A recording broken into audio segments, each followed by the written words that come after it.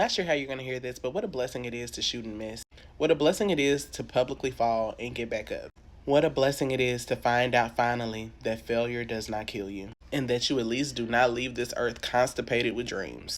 I remember when I was in elementary school all the way until middle school, I always qualified for the spelling bee. I was always the class representative for the spelling bee. And I would end up, for many of those years, losing on a word I definitely knew. Or I would end up getting just a crazy, stupid, hard word that nobody else got. And I remember one time, this one girl I thought was my friend would be like, man, every time you go up there, you lose. And that became something I ruminated on. Even when I got picked again, I would become bitter about it. I would try to get sick on the actual spelling bee day. I would beg the teacher to just please pick somebody else because I was tired of being embarrassed publicly. But now I'm old enough, wise enough to understand it's all in how you look at it. Did I have a growing list of public failure? Or was I perpetually presented opportunities that I never wanted to prepare for because I wanted to please other people?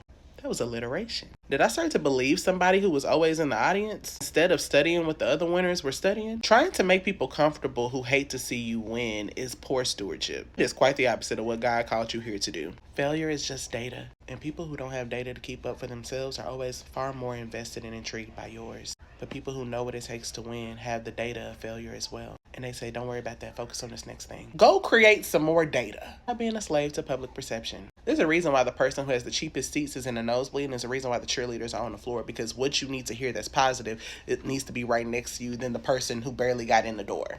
I love you. I mean to go create some data. Bye.